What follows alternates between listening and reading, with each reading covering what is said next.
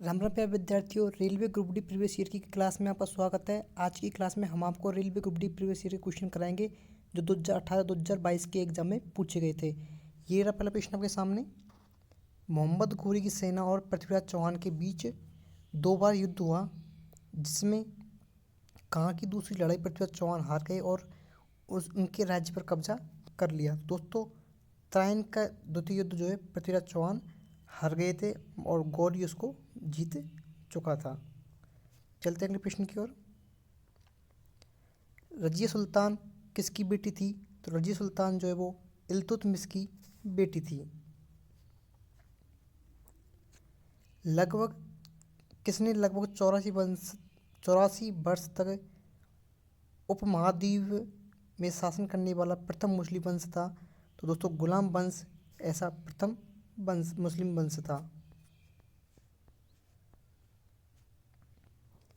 खिलजी वंश का प्रथम शासक कौन था? दोस्तों, जलाउद्दीन खिलजी, फिरोज खिलजी जो है खिलजी वंश का प्रथम शासक था। एक प्रसिद्ध यात्री इब्न बतूता कहाँ का मूल निवासी था? तो ये दोस्तों मोरक्को का जो है मूल निवासी था। ये एक अफ्रीकी यात्री था। किस सम्राट ने अपनी राजधानी दिल्ली से दौलताबाद स्थानांतरित की थी? दोस्तों, मोहम्मद बिन तुगलक ने जो है अपनी राजधानी को दिल्ली से दौलताबाद स्थानांतरित किया था।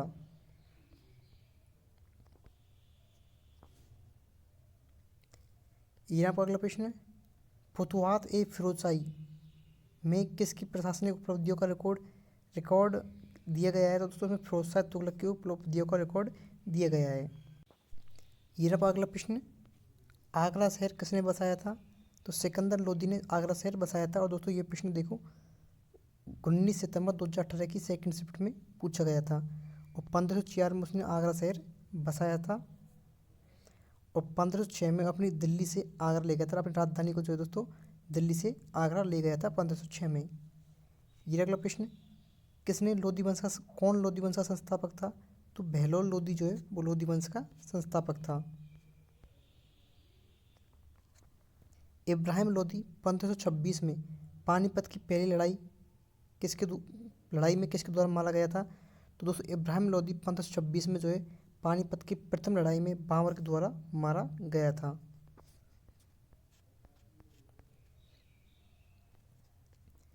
निम्नलिखित में से किसने साहित्य अमुक्तमाल्यद पर मध्ययुगीन ग्रंथ संकलित किया? तो दोस्तों, कृष्णदेव राय ने यह ग्रंथ संकलित किया।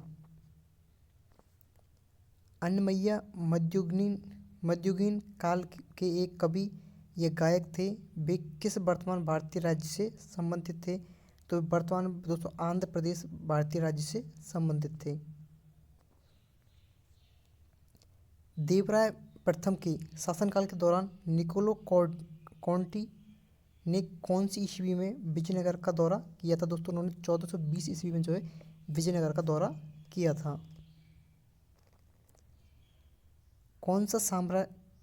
किस साम्राज्य की स्थापना संगम राजकुमार हरिहर और बक्का ने की थी? दोस्तों, ये प्रश्न काफ़ी महत्वपूर्ण है और ग्रुप डी की जो एग्जाम लगने वाली है अब 27 नवंबर से, इसमें आपको ये प्रश्न जरूर देखने को मिलेगा कि हरिहर और बक्का ने किस साम्राज्य की स्थापना की थी। तो उसने विजयनगर साम्राज्य की स्थापना हरिहर बक्का के द्वारा की गई थी। दोस्तों, जो भी प्रश्न ग्रुप डी एग्जाम की दृष्टि से मोस्ट है मैं उनको आपको बताते चलूँगा, आप उनको नोट डाउन कर लें। ये अगला प्रश्न, दौलत खान ने बाबर को काबुल में सम्राट किसके विरुद्ध सहायता प्रदान करने के बदले में अपनी निष्ठा के संदेशवाहक के रूप में भेजा? तो दोस्तों, इब्राहिम लोदी के विरुद्ध सहायता प्रदान करने के लिए अपनी निष्ठा के संदेशवाहक के रूप में भेजा था। नवंबर 1525 में स्थापित होने के बाद बाबर दिल्ली से 80 किलोमीटर उत्तर की ओर पानीपत में 21 अप्रैल कौन सी सन को इब्राहिम लोदी से मिला? तो दोस्तों, 1526 को जो है इब्राहिम लोदी से वे मिला था और युद्ध हुआ था। पानीपत का प्रथम युद्ध किस वर्ष लड़ा गया? तो दोस्तों, पानीपत का प्रथम युद्ध 1526 में लड़ा गया था। खानवा का युद्ध कब लड़ा गया? तो खानवा का युद्ध दोस्तों 1527 में लड़ा गया था। बाबर ने भारत पर कौन सी ईस्वी में पहला आक्रमण किया था? तो 1519 में जो है बाबर ने पहली बार भारत पर आक्रमण किया था। ये अगला प्रश्न, मुगल साम्राज्य की स्थापना 1526 में किसके द्वारा की गई थी? तो दोस्तों बाबर के द्वारा ही मुगल साम्राज्य की स्थापना 1526 में की गई थी। दोस्तों इस प्रश्न को भी आप मोस्ट लगा लें कि घाघरा का युद्ध किस वर्ष लड़ा गया? तो 1529 में जो घाघरा का युद्ध लड़ा गया था। ये अगला प्रश्न, किसने ग्रैंड ट्रंक रोड का पुनर्निर्माण करवाया था? तो लॉर्ड डलहौजी ने इस रोड का निर्माण करवाया था। और दोस्तों इस प्रश्न को आप वेरी मोस्ट लगा लें, एसएससी, रेलवे सभी प्रतियोगी परीक्षा के लिए यह प्रश्न काफ़ी महत्वपूर्ण है कि ग्रैंड ट्रैक रोड का निर्माण किसने करवाया था? तो लॉर्ड डलहौजी ने इसका निर्माण करवाया था। सूर्य राजवंश की स्थापना शेरशाह ने की थी, जिसने कब से कब तक शासन किया था? दोस्तों उसने 1540 से 1545 ईस्वी तक शासन किया था।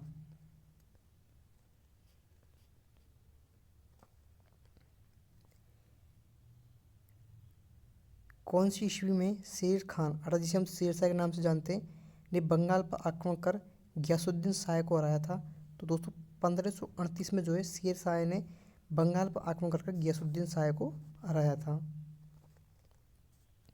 शेरशाह सूरी अथवा शेर खान का असली नाम क्या था? तो दोस्तों फरीद उनका असली नाम था।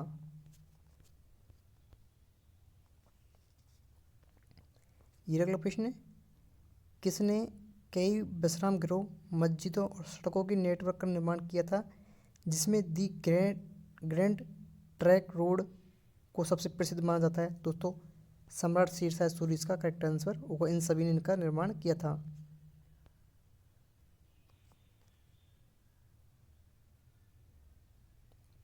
कन्नौज की लड़ाई में शेरशाह सूरी द्वारा हुमायूं को कौन सी सन में पराजित किया गया था? तो 1540 में दोस्तों शेरशाह सूरी के द्वारा हुमायूं को पराजित किया गया। शेरशाह द्वारा शुरू किए गए चांदी के सिक्कों को किसके रूप में मुगलों ने जारी रखा था? दोस्तों रुपया के रूप में मुगलों ने जारी रखा था। समन्वयी धर्म दीन ए इलाही, जिसका शाब्दिक अर्थ था ईश्वर का धर्म, की स्थापना किसने की थी? तो अकबर ने दोस्तों दीन ए इलाही धर्म की स्थापना की थी। अकबर के शासनकाल में कौन मुगल साम्राज्य के वित्त मंत्री थे? तो दोस्तों राजा टोडरमल जो है उस समय वित्त मंत्री थे।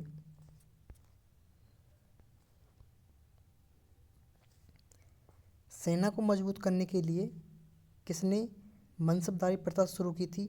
अकबर ने दोस्तों अपनी सेना को मजबूत करने के लिए जो मनसबदारी प्रथा की शुरुआत की थी। अकबर कितनी वर्ष की आयु में पंजाब का शासक बना था? तो 13 वर्ष की आयु में दोस्तों अकबर जो है पंजाब का शासक बना था। मुगल शासक अकबर का जन्म कहाँ हुआ था? तो अमरकोट में इनका जन्म हुआ था।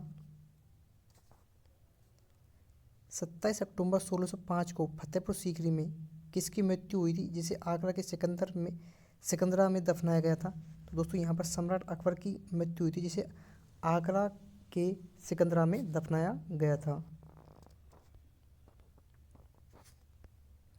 ईरान पर अगला प्रश्न, कौन से राज्यों को अधिकृत राज्य के रूप में जाना जाता है क्योंकि यहाँ मुगल साम्राज्य पर विजय प्राप्त की गई थी? तो दोस्तों अवध, बंगाल और हैदराबाद इसका करेक्ट आंसर होगा। इन राज्यों को जो है अधिकृत राज्यों के नाम से जाना जाता है।